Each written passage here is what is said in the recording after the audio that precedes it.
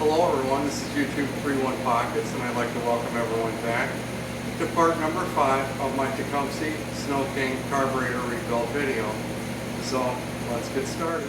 Now that we have our vacuum hose off of our primer, we brought it over here and laid it out, so we're going to take and cut our length for our new piece. Now that we have our length cut for our vacuum hose, we're going to take and remount our flywheel recoil starter, and we're going to slip through carefully our vacuum line hose to go over to the carburetor to start it. So we're going to get started with that now.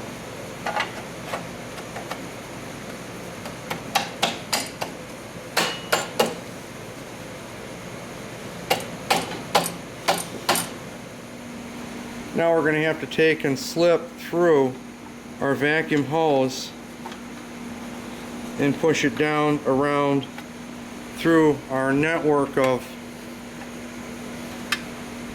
linkage so we can plug it back into the carburetor when we reinstall it. Now that we have our gas tank removed, we're going to take off the cap and blast out the tank with high pressure to assure that there's no chunks or pieces of debris or any contaminated fuel left in the system. So we're going to start on that next.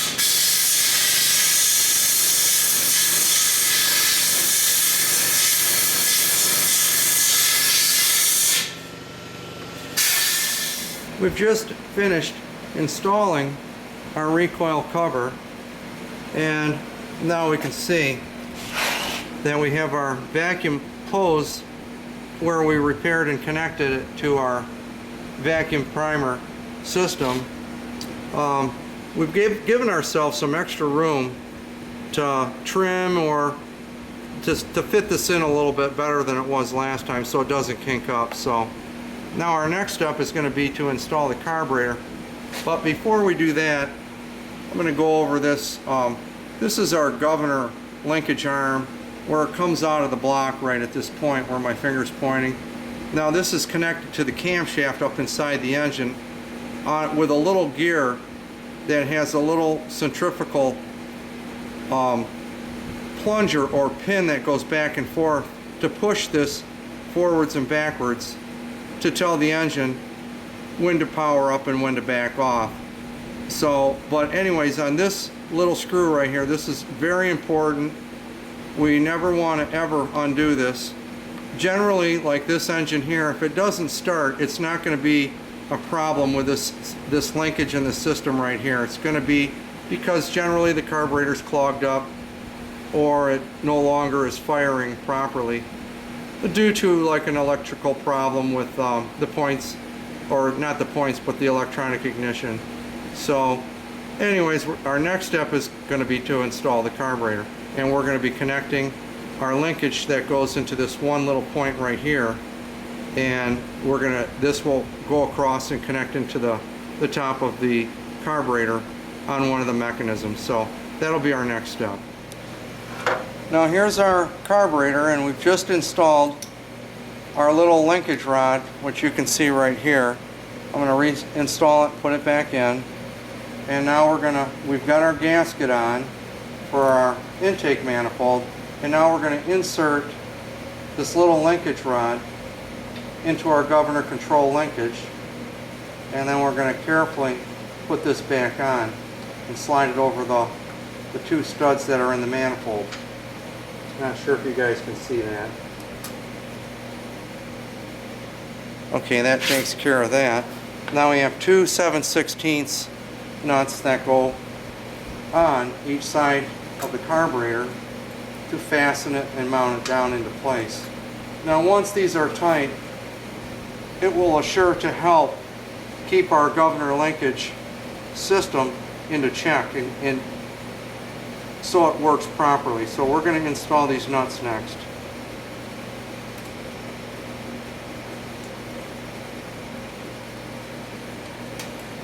This is a little bit tricky.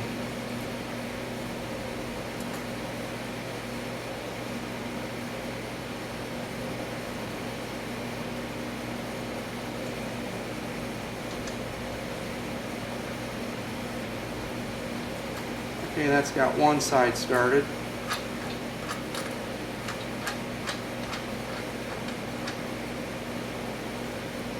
Now I'll do the other side. These are a little tight. Before we go on any further, we'll push the gas line on. Well, maybe we won't. We can't get it. Doesn't give us enough room to put the wrench in. I forget which models are which.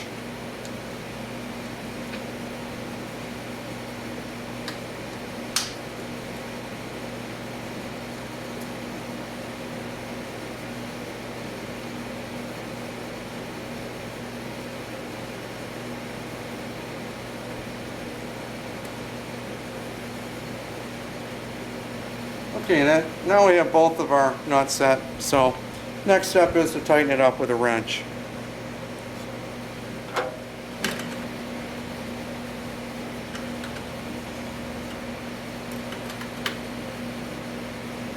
Okay, that just about does it for the nuts on both sides of the carburetor. Now we're going to take our gas line and we're going to reconnect it back up.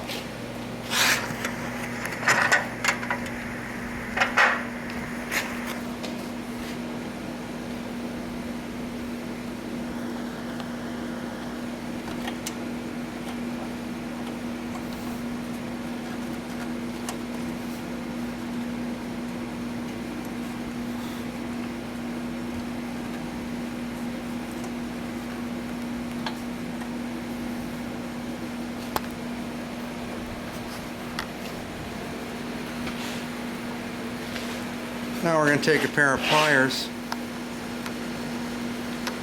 then we're going to put our clamp back on the gas line on the carburetor inlet.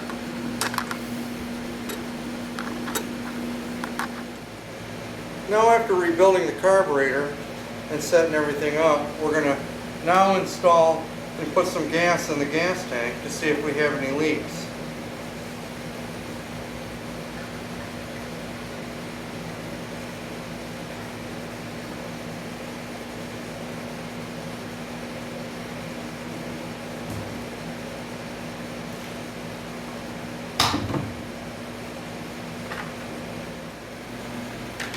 Now our next step is to cut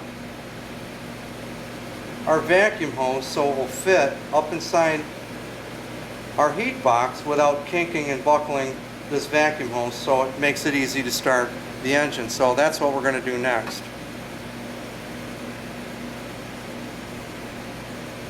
And we want to make sure it doesn't bump into our governor control linkage right here, so we have to keep our eye on that when we're setting this up. So we're just going to trim off. I gave it about an inch or two extra, so we're going to trim off, start with removing a ½ inch. And we'll put it on. You can see the little intake pipe right here that we connected up to on the carburetor. We're going to slide that over. It's a little tight. It's brand new.